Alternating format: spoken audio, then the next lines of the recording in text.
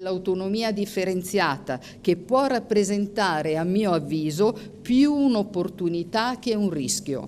Governo, regioni, Parlamento saranno tutti chiamati a dare un contributo per rendere effettivi i principi di sussidiarietà e buon andamento, senza egoismi e senza penalizzazioni per nessuno. Autonomia da fare con la centralità del dibattito in Parlamento per arricchire le scelte, ma applicarla perché i cittadini la vogliono. Interviene anche la veneta Casellati, seconda carica dello Stato, per spingere il progetto di riforma che fa litigare la maggioranza di governo.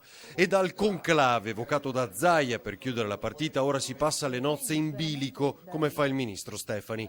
Quello tra noi, il Movimento 5 Stelle, dice non è un matrimonio fondato sull'amore, ma su un contratto. Se non viene rispettato è dura andare avanti. Vero è, aggiunge, che il confronto aspro serve a chiarire le posizioni. La prossima tappa è domani, nuovo vertice sul fronte cultura con Bonisoli, ma quello che conta sarà inizio settimana, finalmente, con il ministro dell'economia.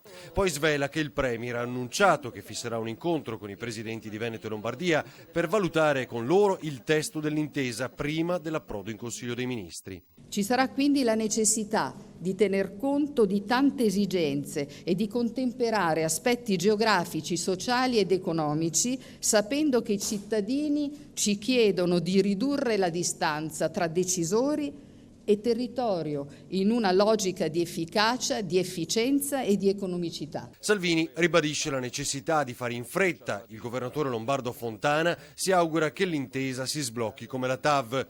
Ma se le premesse sono rivisitazione dell'autonomia finanziaria, è inutile che vada a Roma dal presidente Conte, dice.